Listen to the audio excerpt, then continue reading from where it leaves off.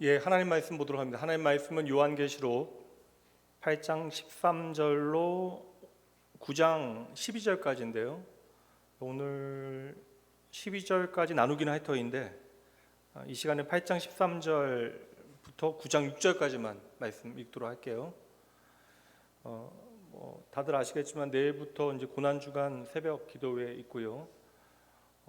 기도라는 게 특별한 건 아니기 때문에 특별이라는 말을 저희 교회는 붙이진 아니하지만 특별히 예수님의 십자가를 깊이 묵상할 수 있는 좋은 은혜로운 절기이니 여러분 귀한 마음으로 함께 참석해 주시기 바랍니다. 한 주간 동안 십자가 앞에 선 사람들에 대하여 그 십자가에 대하여 다양하게 반응하고 또 십자가를 통하여 인생의 전환점을 맞이하게 되어진 이들에 대해서 함께 새벽이니까 짧은 시간 함께 나누고 기도하도록 할게요. 말씀 이제 8장의 마지막 절인 13절 말씀 먼저 봅니다. 내가 또 보고 들으니 공중에 날아가는 독수리가 큰 소리로 이르되 땅에 사는 자들에게 화가 있으리니 이는 새 천사들이 불어야 할 나팔 소리가 남아 있음이로다 하더라. 9장 말씀 봅니다. 다섯째 천사가 나팔을 불매 내가 보니 하늘에서 땅에 떨어진 별 하나가 있는데 그가 무저갱의 열쇠를 받았더라. 그가 무저갱을 여니 그 구멍에서 큰 화덕의 연기 같은 연기가 올라오매 땅과 공기가 그 구멍의 연기로 말미암아 어두워지며 또 황충이 연기 가운데로부터 땅 위에 나오매 그들이 땅에 있는 전갈의 권세와 같은 권세를 받았더라. 그들에게 이르시되 땅의 풀이나 푸른 것이나 각종 수목은 해하지 말고 오직 이마에 하나님의 인침을 받지 아니한 사람들만 해하라 하시더라. 그러나 그들을 죽이지는 못하게 하시고 5달 동안 괴롭게만 하게 하시는데 그 괴롭게 함은 전갈이 사람을 쏠 때의 괴롭게 함과 같더라. 그 날에는 사람들이 죽기를 구하여도 죽지 못하고 죽고 싶으나 죽음이 그들을 피하리로다. 좀 넘어가서 10절 말씀 한 절 더 볼까요? 10절. 또 전갈과 같은 꼬리와 쏘는 살이 있어 그 꼬리에는 5달 동안 사람들을 해하는 권세가 있더라. 오늘은 소망의 책 요한계시록 26번째 시간 전갈을 밟으라라는 제목으로 8장의 마지막 절 13절과 이어지는 9장 1절부터 12절까지 말씀 함께 살피도록 합니다. 다음 주 우리가 부활주일인데 또 부활주일과 함께 교회 창립 45주년 예배입니다. 그래서 원로 목사님 설교해 주십니다. 지난주 말씀도 이제 참 무서운 말씀들로 가득했는데 오늘 본문의 말씀도 그냥 읽으면 꿈에 나와도 이렇게 두려운 것들로 악몽일 것들로 가득하죠. 5번째 나팔이 울리게 되어지자 황충이 나오고 무저갱이 열려서 연기 같은 것과 함께 전갈이 사람을 쏘고 너무나 고통스러워서 이제 죽고자 하나 죽지 못한다라고 이야기하고 있습니다. 이런 말씀을 읽고 나면 그냥 우선적으로는 누구나 겁이 날 수 있다. 그래서 많은 사람들이 요한계시록의 말씀을 읽을 때마다 이 본문 말씀을 읽으면 뭘 먼저 궁금해하겠습니까? 사람의 본능은 그럼 이거 도대체 저 황충은 뭐냐? 저 떨어지는 별 하나는 누구인가? 이게 도대체 어떤 시대, 어떤 사건을 말하는 것인가? 그러니까 제가 처음부터 계속 말씀드리지만 요한계시록을 읽을 때 가장 먼저 붙들어야 하는 것은 그 재앙의 구체적인 정체가 무엇인지 우리가 밝히는 게 아니에요. 이걸 밝히고자 하셨으면 하나님께서 상징으로 우리 모르게 두실 이유가 없습니다. 그 구체적인 정체를 밝히는 것이 우리의 목적이 아니라 그 재앙이 우리에게 무엇을 말하고 있는가? 그 재앙의 메시지가 담겨져 있는데 그 재앙이 재앙으로 끝나지 아니하도록 하나님께서 그 재앙 가운데 그 현상 가운데 담아 두신 메시지를 우리가 읽어야 합니다. 여러분 꼭 기억하셔야 되는 게 기독교는 단순한 종교가 아니죠. 기독교는 생명입니다. 그러므로 우리가 바르게 더 알아야 하는 것이고 우리가 더 절박하게 진리를 붙들어야 합니다. 예수의 복음은 우리의 생명이 되기 때문에 그러합니다. 그래서 우리는 먼저 나팔지향 시작하기 전에 이제 그 시작 연결되어진 트랜지션 이렇게 연결되어지는 그 전환되어지는 장면마다 하나님께서 보이시는 장면들에 우리가 좀 주목할 필요가 있어요. 이제 이게 중요한데 나팔지향이 시작되어지기 전에 그 서론에 하나님께서 보여주신 환상이 하나 있습니다. 무엇입니까?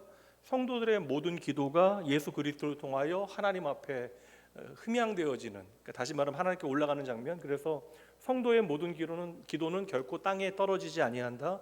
그러니까 예수 그리스도의 이름으로 드려진 모든 기도는 하나님께서 반드시 응답하신다. 이제 이거 다음에 이제 기도에 대한 응답으로 하나님께서 재앙, 나팔 소리를 울리게 하시는 거예요. 그래서 제가 재앙이라는 표현 자체가 이미 좀 편향적이잖아요. 나쁜 것으로 우리가 여겨지는데, 그래서 제가 이제 워낙 우리가 이제 재앙이라는 말을 많이 쓰다 보니까 저도 이렇게 표현은 재앙으로 이야기하지만 이 재앙에 담겨져 있는 분명한 메시지, 우리가 다시 정의해야 되는 내용들을 우리가 꼭 기억해야 합니다. 그러니까 재앙은 우리가 생각하는 우연히 터지는 어떤 재난이 아니다. 그냥 무서운 일이 아니다. 하나님의 백성들에게 재앙은 마라나타 주 예수여 어서 오시옵소서, 우리의 결국 하나님의 나라가 완성되어지는 것인데, 성도들의 그 간절한 기도에 하나님께서 응답하시는 것이 바로 재앙의 형태로 드러나는 것이고, 그 재앙은 하나님의 백성들에게는 그 시련과 고통으로 끝나는 것이 아니라 하나님의 나라가 완성이 되어지는 과정이 되어진다. 그래서 하나님 없는 세상에는 반드시 심판이 임하게 되어집니다. 그러나 하나님의 백성들에게는 이제 거룩하게 예수 그리스도로 말미암아 하나님의 거룩한 성도로 부름받은 이들에게는 그 거룩을 빚어가신 하나님의 손길이 되어지는 겁니다. 오늘 그래서 다섯 번째 나팔 소리를 우리가 좀 들어야 되는데, 다섯 번째 나팔 내용이 9장이거든요. 근데 제가 의도적으로 8장의 마지막 절을 읽었어요. 왜냐하면 네 번째 나팔이 울려 퍼진 이후에 벌어진 일들, 그리고 다섯 번째 나팔이 울려 퍼지는 그 사이에 이 8장 13절 말씀이 등장하고요. 이 8장 13절 말씀이 그래서 다섯 번째 나팔을 우리가 이해하는 데 너무나 중요한 해석의 열쇠가 되어집니다. 여기에 중요한 상징이 하나 등장하거든요. 여기에 좀 주목하겠습니다. 독수리가 뭔가를 좀 우리가 보면 될 것 같아요. 8장의 마지막 13절 한번 읽어주세요. 시작.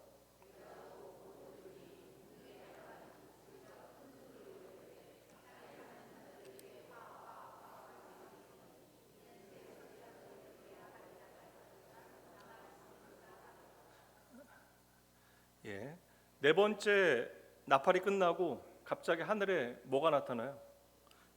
공중을 날아가는 독수리가 등장합니다. 근데 그 독수리가 참 신기해요. 말을 합니다. 세 번이나 외치는데 뭐라고 외쳐요? 화가 있으리라. 이제 여기서부터 이미 중요한 해석이 시작되어지는데, 이제 구약 성경을 읽었던 하나님의 백성들, 그들에게 이제 독수리라고 하는 상징이 어떠한 의미를 가지고 있는가? 독수리는 하나님의 보호하심과 인도하심을 상징하는 것이거든요. 애굽으로부터 이스라엘 백성들이 출애굽한 모든 과정을 이렇게 독수리의 돌보심으로 표현하고 있는 구절들이 상당히 됩니다. 출애굽기 19장 4절 말씀, 내가 애굽 사람에게 어떻게 행하였음과 내가 어떻게 독수리 날개로 너희를 업어 내게로 인도하였음을 너희가 보았느니라. 40년 동안 광야를 헤맨 것처럼 이스라엘 백성들은 착각할 수 있지만, 이 모든 일들은 하나님께서 독수리 날개로 그들을 업어 당신께로 인도하시는 과정이었다라고 설명하고 있는 거예요. 여기서 독수리가 등장하네요. 신명기 말씀 한번 보도록 합니다. 신명기 32장 10절부터 말씀 볼게요. 여호와께서 그를 황무지에서 짐승이 부르짖는 광야에서 만나시고 호위하시며 보호하시며 자기의 눈동자 같이 지키셨도다. 그러니까 황무지이기 때문에, 그 광야이기 때문에 하나님께서 나를 눈동자와 같이 돌보신다라는 것을 확인하게 되어진다. 이게 참 중요한 내용이에요. 11절 말씀 보세요. 그것을 설명합니다. 마치 무엇이? 독수리가 자기의 보금자리를 어지럽게 하며 자기의 새끼 위에 너풀거리며 그의 날개를 펴서 새끼를 받으며 그의 날개 위에 그것을 엎는 것 같이 여호와께서 홀로 그를 인도하셨고 그와 함께한 다른 신이 없었도다.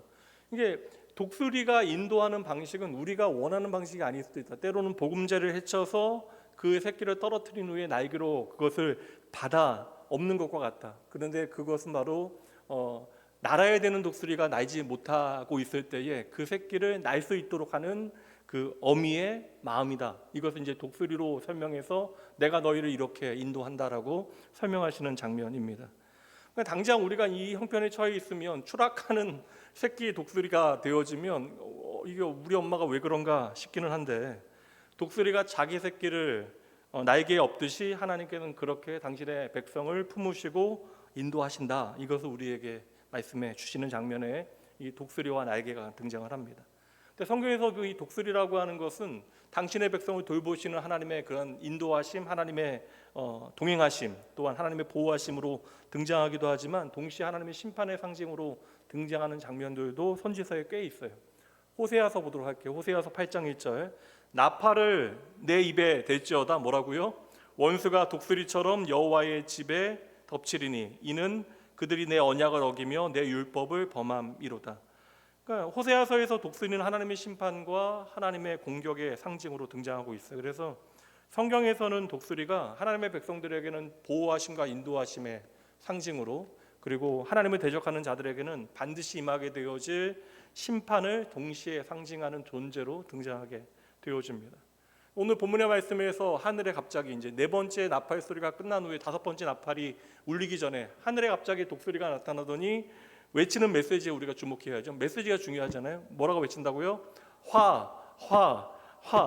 근데 이 화가 나쁜 거긴 한데 이 화가 누구에게 임하는 화인가? 8장 13절의 말씀에 분명하게 그 대상이 있습니다. 뭐라고 이야기하고 있어요? 땅에 사는, 성경 보시면 이건 다 나오는 겁니다, 여러분. 싼 거 사셨어도 성경에 다 똑같이 나와요. 땅에 사는 자들에게 화가 있으리니라고 세 번 외치게 되어지는 것입니다. 여기서 땅에 사는 자들이라고 하는 것은 그냥 지구에 사는 사람들을 지칭하는 말이 아니라 요한계시록에서 이 땅이라고 하는 것은 이제 하늘 소망 없이 이 땅의 것이 전부라고 믿고 살아가는 모든 불신앙의 사람들, 또 다른 표현으로 이야기하면 하나님의 인침을 받지 않은 사람들, 하나님의 백성이라고 하는 그 도장을 받지 않은 사람들, 그 사람들을 이제 가리키는 거예요. 이 땅에 있는 그렇게 하나님의 백성이 아닌 사람들, 하나님을 끝까지 거부하는 사람들, 그들에게 화라고 외치는 독수리가 공중에 나타나게 되어졌다. 그러니까 지금 독수리가 화라고 외치고 있죠. 화를 외치고 있지만, 그러니까 세상에 하나님 없이 사는 것 자체가 화이고, 그러나 이 화는 하나님의 백성, 그러니까 하나님 없는 백성들에게는, 사람들에게는 화가 되어지지만 하나님의 백성들에게는 같은 의미가 아닐 것이에요. 도리어 하나님의 백성들에게 이 독수리는 하나님의 보호하심과 인도하심을 경고하고 알려주는 그런 대상이 되어지는 것입니다. 이것이 사실 이 독수리라고 하는 이미지를 통하여 지금까지 우리가 배운 요한계시록의 핵심을 담아서 보여주고 있어요. 그러니까 우리가 재앙이라고 보여질지라도 믿지 않는 자들에게는 그 재앙이 심판이 되어질 수 있지만 하나님의 백성들에게는 이것이 하나님의 보호하심과 인도하심의 방법이 되어진다. 이것이 여러분 창세기로부터 요한계시록까지 흐르는 이게 되게 중요한 진리가 되어져요. 출애굽기에 보면 우리가 6월절 장면을 생각해 보면 이해할 수 있는데, 말씀부터 볼까요? 출애굽기 12장 12절과 13절 말씀 함께 읽어봅니다. 시작.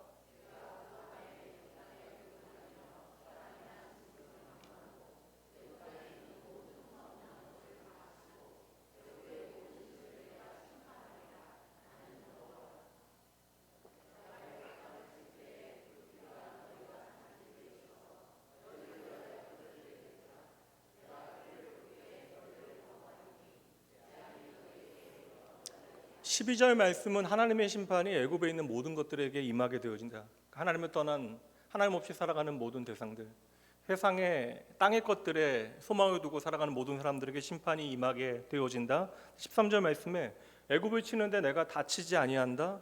너희를 위하여 표적이 있는데 피가 표적이 되어진다. 어린 양의 피를 보게 되어질 때 너희를 넘어가게 되어진다. 이게 6월절의 개념이잖아요. 그러면 재앙이 너희에게 내려 멸하지 아니한다.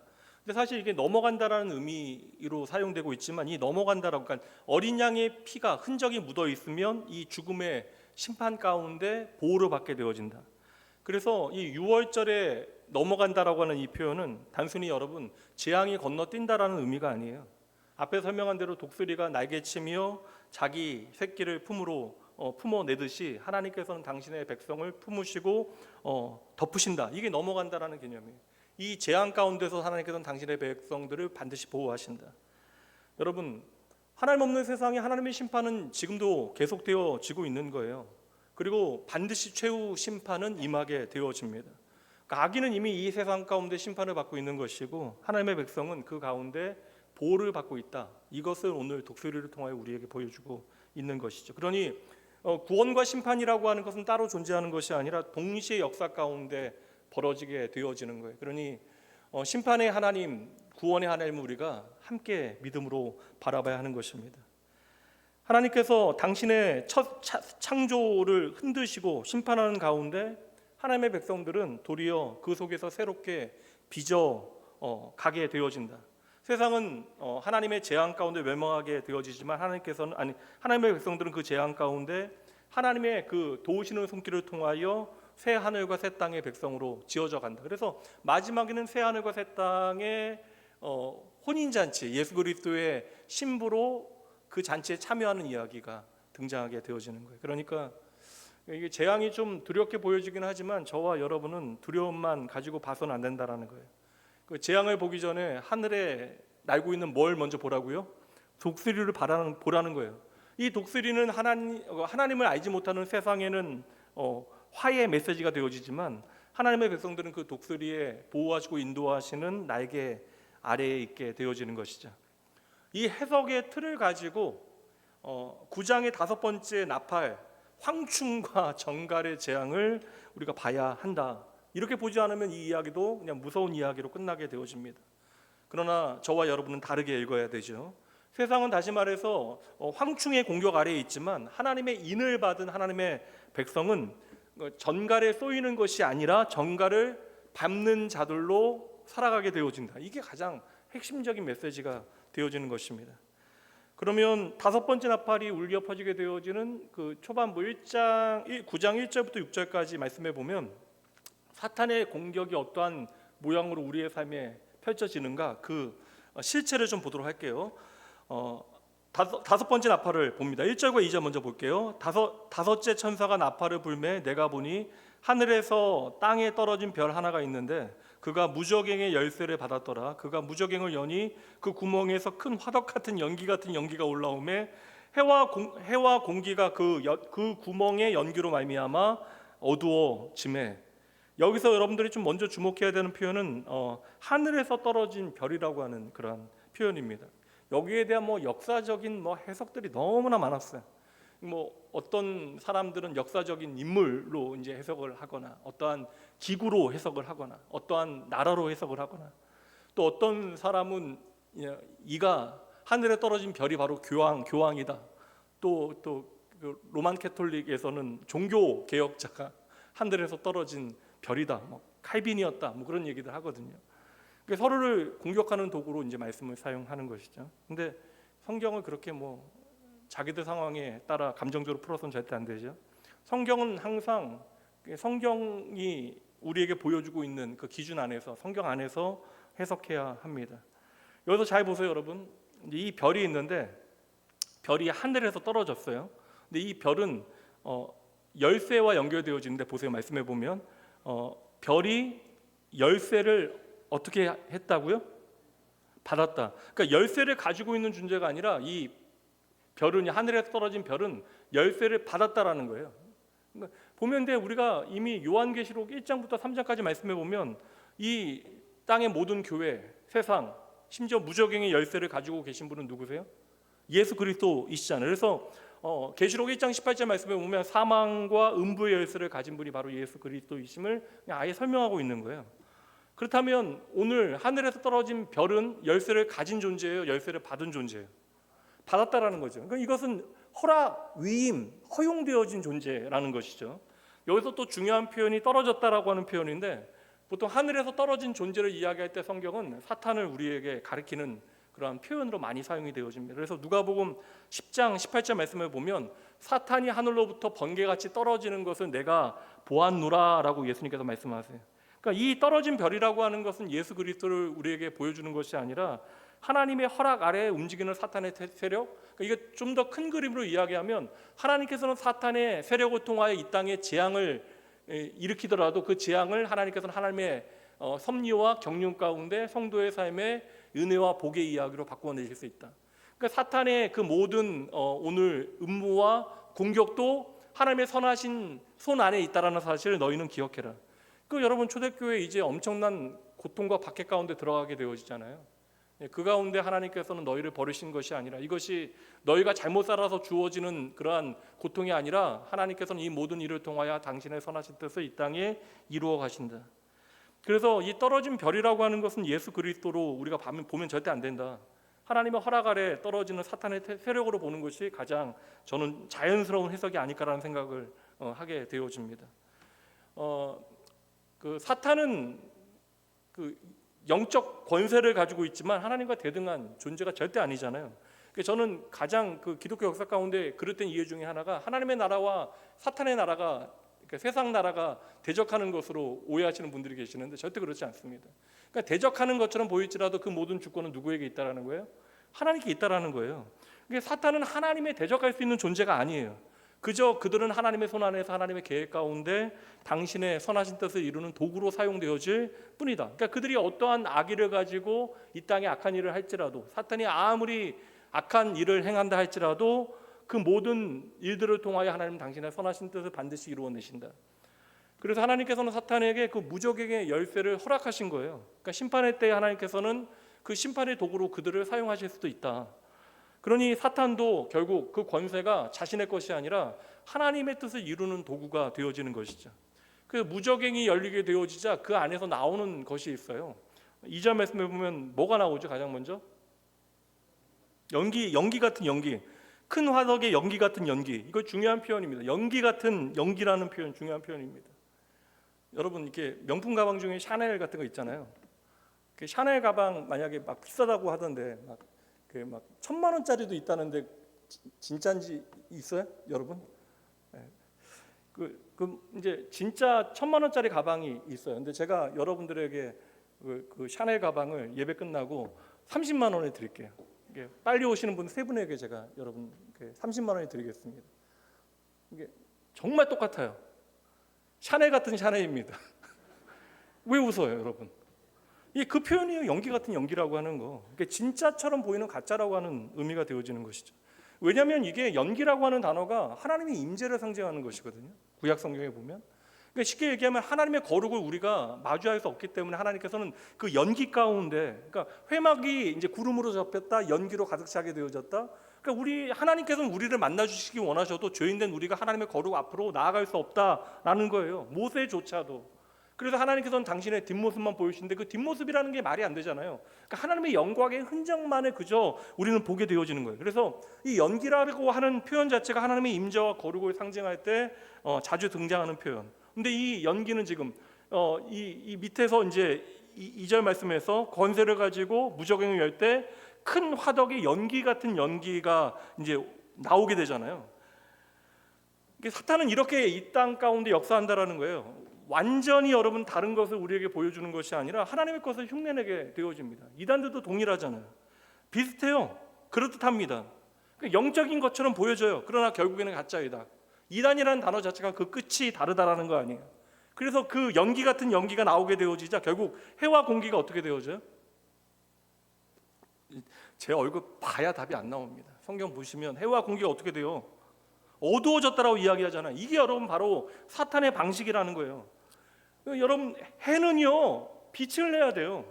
그 빛을 만들어내야 하는데 도리어 빛을 가리게 되어진다. 그 연기 같은 연기가 빛을 가리게 되어지고 공기를 어두워지게 만들어 버렸다.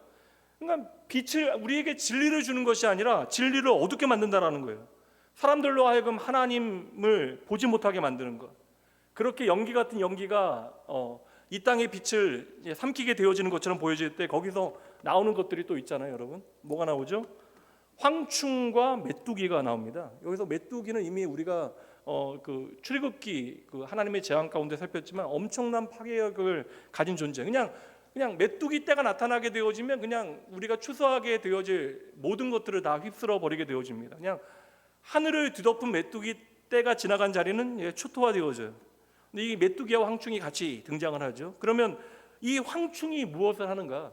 이 황충이 5절 말씀을 보면 뭘 해요, 여러분? 죽이지는 못한대요. 그리고 어떻게 한대요? 5절 말씀에 보면 5달 동안 괴롭게만 한다라는 거예요. 그리고 그 고통이 전갈이 사람을 쏘는 것과 같다. 그러니까 광야의 이스라엘 백성들은 우리는 모르잖아요. 혹시 여러분 전갈이 쏘여 보신 분들 계세요? 그럼 생생하게 증언해 주실 수 있을 것 같아서. 우리는 뭐 스콜피온에 쏘일 그런 거 없잖아요. 근데 광야의 이스라엘 백성들은 이 전갈의 불뱀과 전갈의 무서움을 너무나 잘 알고 있다란 말이에요. 그러니까 이게 너무나 괴로운 일이에요. 근데 그러한 괴로움을 경험하게 되어지는데 죽지는 아니하더라. 여기서 우리가 깨달아야 되는 것은 여러분, 사탄의 공격은 단지 이렇게 물리적인 공격만이 아니다라는 거예요. 사람을 즉각적으로 죽이는 그런 공격이 아니다. 이 공격은 끊임없이 저와 여러분을 괴롭게 만드는 것이고 우리를 끊임없이 불안하게 만드는 것이고 결국 그러니까 연기 같은 연기로 어둡게 만드는 거예요. 우리를 미혹하여 결국에는 스스로 무너지게 하는 것이 사탄의 역사가 되어지는 것이죠. 근데 오늘 말씀에 보면 이렇게 괴롭게만 하는 그 기간이 나와요. 5절과 10절 말씀에 두 번이나 반복되어지는데 여러분 이미 대답하셨지만 몇 달 동안 괴롭게 하신다고요? 5달. 여러분 다 상징이잖아요. 이 5달이라고 하는 것은 단순한 실제 기간이 아니라 하나님의 심판을 상징하는 중요한 숫자입니다. 여러분 노아의 홍수 때의 물이 5달 동안에 150일 동안에 그 땅을 덮게 되어져요. 그러니까 그 기간 동안에 세상은 심판을 받게 되어지지만 여러분 잘 보세요. 하나님의 백성들은 어디에 들어가서요? 방주에 들어가서 보호를 받게 되어지는 것이죠. 그러니까 하나님의 심판이 있는 자리에 하나님의 돌보심, 보호하심이 함께 한다. 이게 여러분의 핵심이 되어지는 거예요.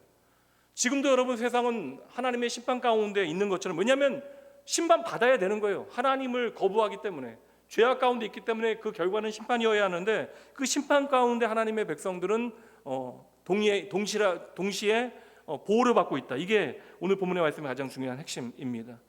그럼 황충의 공격이 무엇일까? 이거 우리가 좀 더 구체적으로 살필 필요가 있어요. 그러니까 우리가 생각하기에는 사실 이러한 재앙들을 어떤 외부의 대상으로만 생각합니다. 이게 사실 요 사이에 이게 전쟁이나 이런저런 일들 벌어지는 일들을 그냥 문자적으로 해석하시는 분들은 이 시대로 가져와서 이 이야기를 하시는 분들이 많이 계시는데, 여러분 외부의 어떤 조건이나 상황을 이야기하는 것이 아니에요. 외부에서 때리는 어떠한 존재를 의미하는 것이 아닙니다. 결국 사람의 해를 어두워지게, 해와 공기를 어두워지게 만들어서 우리로 하여금 진리를 보지 못하게 만드는 것이 핵심적인 내용이에요. 그래서 사탄이 우리를 향한 공격은 광명한 천사와 같이 나타나서 우리의 마음을 헤집어 놓는 일들을 합니다. 사람의 마음과 생각을 공격하게 되어져요. 왜곡되어진 가치와 거짓되어진 진리와 엉터리 철학과 잘못되어진 신앙으로 사람들을 끊임없이 미혹하게 되어지는 것이죠. 그래서 결국 그 황충이 괴롭게 만들어서 사람을 끌고 가는 자리가 어디인가? 하나님이 아니라 끊임없이 내 자신을 중심으로 살아가게 만드는 삶. 그러니까 내가 가장 중요하고 내가 잘 되어야만 하고 내가 인정받아야 하고 내가 더 가져야만 한다라고 하는 그러한 자리 가운데 우리를 몰고 가서 결국에는 그 가운데 스스로 무너지게 하는 일을 한다라는 거예요. 결국 제가 드린 말씀들이 틀린 거 아니잖아요. 내가 잘 되어야 되고 내가 더 중요하고 내가 인정받아야 되고 내가 더 많이 가져야 되고, 근데 결국 이 모든 것들은 여러분 이 땅의 것이 전부인 양 살아가는 사람들의 삶의 모양이 되어지는 것이죠. 그러니까 바울 사도가 디모데를 통하여 주의 몸된 교회들을 향하여 교훈할 때에 강하게 이 부분을 권면한 내용이 나와요. 디모데전서 6장 9절과 10절 말씀에 보면 부하려 하는 자들, 그러니까 여러분 이게 잘 보셔야 돼요. 돈이 나쁘다라는 게 아니에요. 근데 부하기 위하여 이 땅의 것들을 탐하는 자들을 이야기하는 것인데, 부하려 하는 자들은 시험과 올무와 여러 가지 어리석고 해로운 욕심에 떨어지나니, 마지막 내용이 가장 중요합니다. 함께 읽어봅니다. 많은 근심으로써 자기를 찔렀도다. 누가 찌르는 거예요, 여러분? 마귀가 직접 저와 여러분에게 와서 창 들고 와서 찌르는 것이 아니다. 마귀가 우리를 미혹하여 진리가 우리 안에 일하지 못하도록 해와 그 공기를 어둡게 만들어서 끊임없이 우리로 하여금 하나님 아닌 다른 것들을 우상을 만들고 그것들이 전부인 양 살아가게 만들어서 결국 우리가 우리 자신을 찌르게 만드는 것이 마귀가 하는 일이다. 이거 바울 사도가 권면하고 있는 내용이에요. 이게 사탄의 방식이라는 거예요. 그래서 사탄은 오늘도 칼로 여러분들 위협하여 공격하는 것이 아니라 끊임없이 거짓으로 여러분들을 속여서 스스로 여러분을 무너뜨리게 하는 일들을 하고 있는 것이죠. 그러니 여러분에게 어떠한 재앙이 나타나야만, 전쟁이 되어졌건 지진이 되어졌건 눈에 보이는 현상이 나타나야만 우리가 심판을 받는 것이 아니라 하나님 없는 세상은 이미 심판을 받고 있는 거예요. 그 최종적인 하나님의 최후 심판, 최후 승리를 보게 되어질 때까지 하나님께서는 이 땅을 계속해서 심판하시고 그 심판 가운데 하나님의 백성들을 돌이키게 하시고 그들을 인도하시고 보호해 내신다. 그래서 여러분 오늘 말씀의 황충, 이 황충이 무엇이냐, 이거 하나도 중요하지 않다라는 거예요. 이 황충이라는 것은 우리가 생각하는 어떤 외부의 대상이 아니라, 공격이 아니라 우리 안에 거짓된 어떤 가치관, 왜곡되어진 진리, 끊임없이 나에게만 집중하는 자기 중심적인 삶, 이 모든 것들이 사람을 무너뜨리고 괴롭히는 10가지 재앙이 되어진다. 그러니 여러분, 사탄의 공격은 눈으로 보이는 것보다 훨씬 더 교묘하다라는 거예요. 힘으로 밀어붙이는 것보다 속임으로 우리를 무너뜨리게 되어지는 거예요. 그래서 광명한 천사와 같이 우리의 삶에 찾아와 끊임없이 거짓 진리로 우리를 흔들어 놓는 거예요. 그래서 여러분, 하나님의 백성들에게는 분별이 필요한 거예요. 무엇이 진짜인지, 무엇이 가짜인지, 그리고 어떤 길로 가야 우리가 하나님께로 가는 길인지 우리가 이것을 제대로 분별하지 못하면 오늘 말씀에 등장하는 연기 같은 연기에 속아서 우리도 어느새 빛을 잃어버리게 되어진다. 길을 놓치게 되어진다. 그런데 여러분, 오늘 말씀에 감사한 게 뭐예요 여러분? 하나님의 백성들은 잠시 그 속임 속에 흔들릴 수는 있어도 완전히 무너질 수 없다라는 거예요. 왜요? 하나님께서 이미 그들에게 어떻게 하셨어요? 인을 치신 거예요. 이게 여러분, 도장을 찍으셨다고요. 너는 내 것이라라고 하나님께서 도장을 찍으신 거예요. 에베소서 1장 13절 말씀, 에베소서 1장 13절 말씀 보여주세요.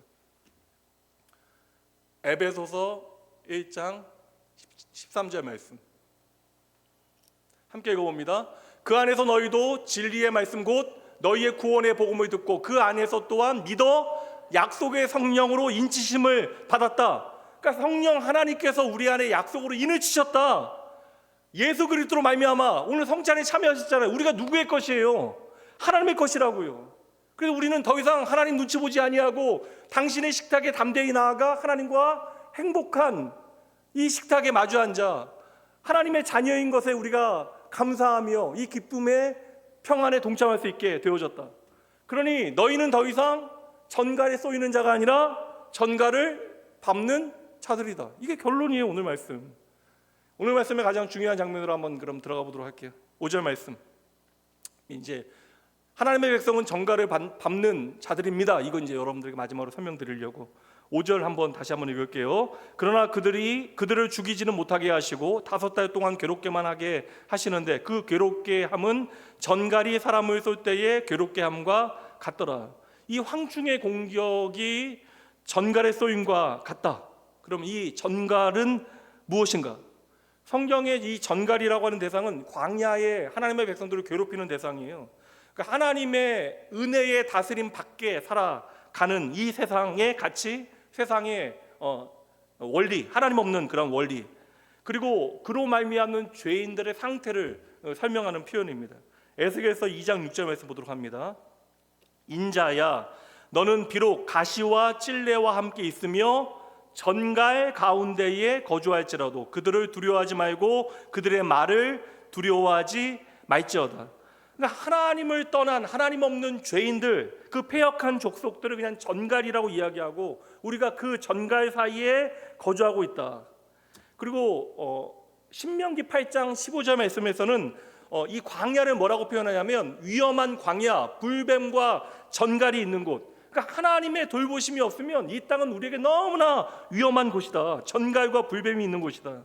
그러니까 전갈이라고 하는 것은 여러분 단순한 동물이 아니라 우리는 걱정 안 해도 되잖아요. 전갈이 없으니까. 하나님께서 갑자기 전갈을 보내시는 게 아니면 이 전갈이라고 하는 것은 동물을 의미하는 것이 아니라 어떠한 대상을 의미하는 것이 아니라 하나님 없이 살아가는 삶의 원리를 말하는 거예요. 그러니까 하나님을 믿는다 하면서도 내 삶에 하나님의 통치를 인정하지 않고 하나님 없는 시간과 공간이 점점 많아지면 오늘 청년 찬양할 때 찬양 리더가 이야기하던데 우리가 예수 그리스도의 십자가가 어느새 우리의 마음 가운데 희미해지는 거, 그 신앙생활 오래 하다 보니까 그것이 더 이상 내 마음에 의미 있게 와닿지 못하는 거, 이 모든 것들이 여러분 어느새 우리의 삶에 하나님의 은혜의 흔적들이 사라지고 있다는 증거가 되어지는 것이잖아요.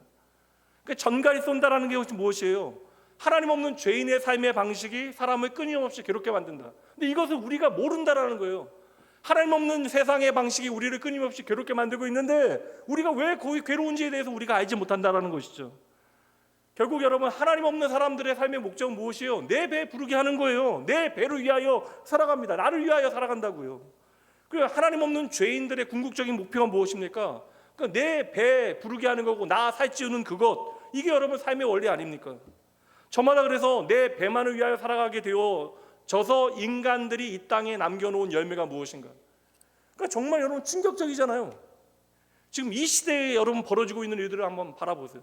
그러니까 참 이게 효율을 강조하다 보니까 뭐 전쟁으로 다 떠나서, 그러니까 지구상에 지금도 이게 먹지 못해서 죽어가는 생명이 있는데, 생산이 너무나 많은데 이걸 운송하는데 효율이 떨어지니까 그냥 묻어버리고 이게 바다에 던져버리고, 이게 우리가 살아가는 방식이잖아요. 결국 나의 배를 위하여 살아가는 그 삶의 방식이 만들어내는 결과가 무엇이에요? 열매가 무엇이에요? 미움과 다툼과 시기와 질투와 전쟁과 경쟁과 분냉과 불안과 근심. 여러분, 이 모든 것들이 결국 여러분 전갈이에요. 그 전갈이 누구를 쏘는 거예요? 자기 자신을 쏘게 되어진다.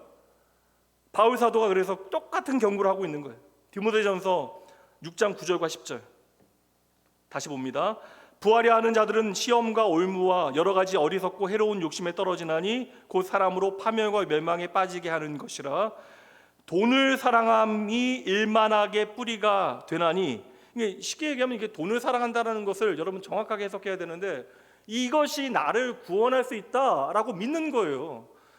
하나님이냐 돈이냐 할 때 돈을 선택하는 거, 실제로 그렇게 돈을 사랑하는 것이 일만하게 뿌리가 되나니 이것을 탐하는 자들은 미혹을 받아 믿음에서 떠나 결국에는 많은 근심으로써 뭐라고요? 자기를 찔렀도다. 그러니까 이게 보세요. 세상의 자랑을 나를 위하여 추구하게 되어지면 그것이 우리 안에 악의 뿌리를 깊이 내리게 되어지고, 그렇게 우리는 미혹을 받아 믿음을 떠나 결국은 우리의 삶에 근심에 근심을 더하여 결국 나를 찌르는 일이 되어진다. 많은 근심으로 자기를 찔렀다. 이것이 바로 여러분 다섯 번째 나팔의 가장 중요한 핵심입니다. 사단이 오늘도 우리가 살아가는 세상 가운데 만들어내는 거짓된 가치 가운데 사람이 속아서 자기를 찌르면서 그렇게 살아가게 되어지는 거예요. 하나님 없는 불신앙의 열매를 맺어가면서. 그래서 6절 말씀에 이야기하기를 사람들이 죽기를 구하여도 죽지 못하고 죽고 싶으나 죽음이 그들을 피하게 되어진다. 여러분, 이게 얼마나 무서워요. 여러분, 많은 분들이 나중에 지옥 생각하시는데, 지옥은 여러분 나중에만 있는 게 아니에요. 하나님 없는 삶에 이미 그 지옥은 시작되어지는 것입니다. 그러니까 하나님 없이 세상의 욕심만 우리가 붙들고 살아가게 되어지면 우리는 이 땅 가운데 지옥을 살게 되어진다는 거예요. 하나님 없는 삶이 바로 지옥의 실체가 되어지는 거예요. 그런데 여기서 우리가 기억해야 되는 말씀이 9장 4절 말씀에 마지막 부분에 오직 이마에 하나님의 인침을 받지 아니한 사람들만 해하라. 그러니까 이게 보세요. 이 전갈의 대상이 하나님의 백성은 아니라는 거예요. 그리고 어린 양 되신 예수 그리스도께서 친히 이것에 대해서 직접 선언하신 말씀이 있습니다. 누가복음 10장 19절 말씀이에요. 함께 읽습니다. 내가 너희에게 뱀과 전갈을 밟으며 원수의 모든 능력을 제어할 권능을 주었으니 너희를 해칠 자가 결코 없으리라. 여러분, 이 말씀을 믿으십니까?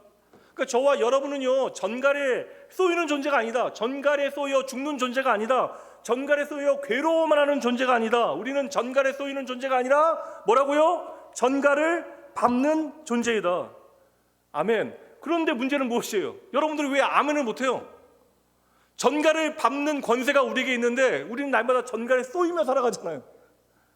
내 삶이 날마다 근심하며 하나님 없는 것처럼 우리는 우리의 인생을 살아가게 되어지는 순간들이 얼마나 많아요. 여전히 많은 그리스도인들이 전갈에 쏘인 사람들처럼 인생을 살아갑니다. 돈 때문에 무너지고, 비교 때문에 무너지고, 인정받지 못해서 무너지고, 욕심 때문에 무너지게 되어지는 거예요. 여러분, 오해하지 마세요. 전갈이 강해서 그런 것이 아니에요.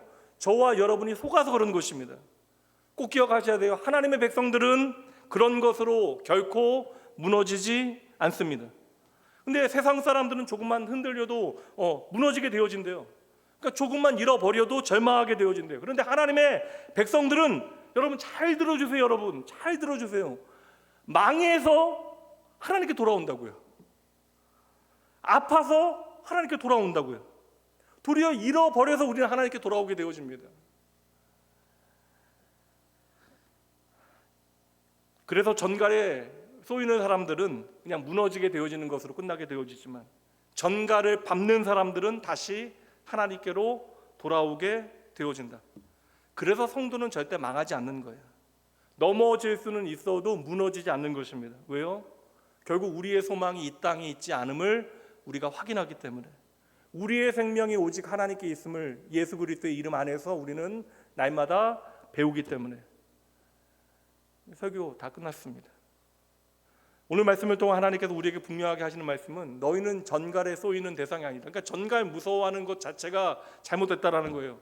우리는 전갈에 쏘이기 위하여 존재하는 것이 아닙니다. 우리는 어떠한 존재예요? 전갈을 밟는 사람들이다. 그럼 여러분의 삶을 한번 돌아보셔야 된다는 거예요. 지금 여러분의 삶을 정말 괴롭게 하는 것이 무엇이에요? 내가 하나님의 백성으로 부름받았으나 하나님의 백성답게 살아가지 못하는 것으로 인하여 여러분 괴로워하십니까? 진짜 여러분들을 오늘 괴롭히고 아프게 하는 것들이 무엇이에요? 여러분들을 근심하고 불안하게 만드는 것이 무엇입니까? 그 여러분 돈이에요? 사람이에요? 세상과의 비교입니까? 여러분의 미래예요? 이 모든 것들이 여러분 전갈과 같은 일을 하는 거예요. 근데 문제는 말씀드렸잖아요. 문제는 전갈이 아니라는 거예요. 그것을 끝까지 붙들고 있는 우리의 마음이 문제가 되어지는 것입니다. 하나님께서는 우리에게 뭐라고 말씀하세요? 그러한 전갈을 너희는 밟아라. 야, 그거에 쏘이지 말고 너희가 먼저 밟아라. 이거 말씀 주시는 거예요. 왜요? 예수님께서 이미 십자가에서 승리하셨기 때문에. 이미 예수님께서 승리하셨기 때문에 우리는 이기기 위하여 싸우는 것이 아니라고요. 이미 이긴 싸움에 동참하는 거예요. 하나님의 승리는 나의 승리로 우리는 확인하는 과정 가운데 있음을 믿으셔야 합니다. 그러니까 여러분, 황충, 전갈, 세상의 욕심에 찔려 여러분 살면 안 돼요. 근심할 수 있죠. 그런데 그 근심에 찔려 여러분 절망하시면 안 됩니다. 그 끊임없는 세상에 비교에 여러분 찔려서 여러분의 인생을 낭비하시면 안 된다고요. 여러분들은 전갈을 밟으셔야 합니다. 전갈을 밟으면서 선언하셔야 돼요. 나는 하나님의 백성이다. 나는 전갈을 밟은 사람이다. 마지막으로 오늘 바울 사도의 고백으로 오늘 설교 마치도록 할게요.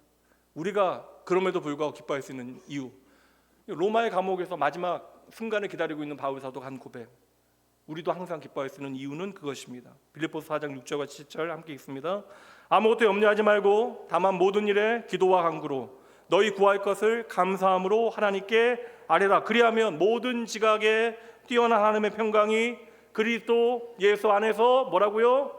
너희 마음과 생각을 지키시리라.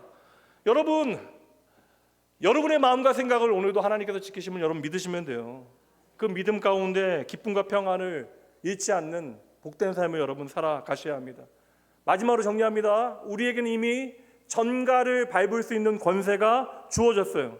그리고 여러분의 마음 가운데 하나님을 잃어버리게 만드는, 그러니까 여러분이 오늘 근심하고 있는 이유를 잘 점검해 보시라고요.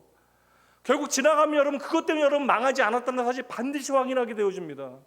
오늘 여러분의 마음속에서 하나님을 놓치게 만드는 그러한 욕심과 근심과 교만이 끊임없이 솟구쳐 올라올 때에 하나님의 말씀에 의지하여, 그 약속에 의지하여 그 전갈을 밟아버리시는, 그리하여 하나님의 진짜 인침받은 백성답게 살아가는 여러분 되시길 주님의 이름으로 축복합니다.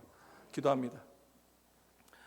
이번 주 우리가 새벽 기도에 있으니까 구역 예배 따로 제가 오늘 구역장 열린 구역 모임 갖지 않겠습니다. 독려하셔서 함께 참석하시고 십자가의 은혜가 무엇인지 묵상해 주시기 바랍니다. 기도합니다. 거룩하신 하나님 아버지, 오늘 우리에게 주신 말씀을 통하여 우리가 누구인지 다시 깨닫게 하시니 감사합니다. 저희들 아버지여, 전갈에 쏘여 무너지는 존재가 아니라 전갈을 밟도록 부름받은 하나님의 백성이 바로 저희임을 저희들 믿사오니, 저희들 연약할 그때에, 세상의 욕심에 흔들릴 그때에, 끊임없는 비교와 경쟁 가운데 내 마음 빼앗길 그때에, 그리하여 근심과 염려로 스스로를 찌르며 살아갈 그때에 우리의 눈을 열어주시어 연기 같은 연기에 속지 아니하게 하시고 오직 빛 대신 주님만 분명히 보게 하여 주시옵소서. 우리 안에 올라오는 욕심과 교만과 두려움과 불안을 믿음으로 밟아버릴 수 있는 담대함을 허락하여 주시고, 우리의 삶이 환경에 흔들리는 삶이 아니라 하나님의 약속 위에 서는 그러한 인생 되어지게 하시어 어떠한 상황 가운데서도 잠시 흔들릴지라도 약속의 말씀 붙들고 하늘 소망을 살아내는 귀한 주의 백성들 되게 하여 주시옵소서. 이미 십자가에 승리하신 주님 바라보며 이미 이기신 싸움에 참여한 자로 끝까지 믿음으로 살아가겠습니다.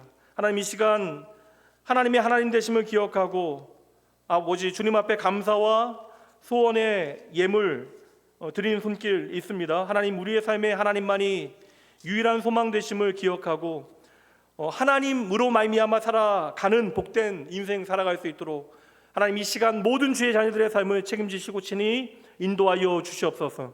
오늘도 우리의 삶을 붙드시고 말씀으로 우리를 지켜주실 것을 믿고 감사드리며 오늘도 살아계시어 우리의 삶 가운데 일하시는 우리의 생명 되신 예수님 이름으로 축복하며 간절히 기도합니다.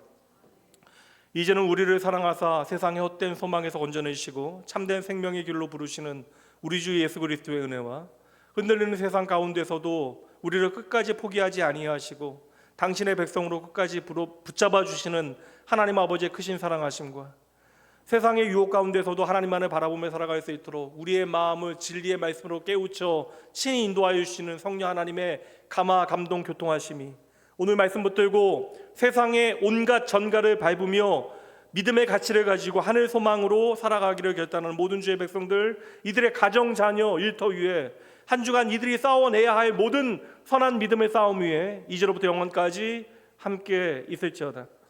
아멘. 잠시 기도하시고 평안히 들어가시죠.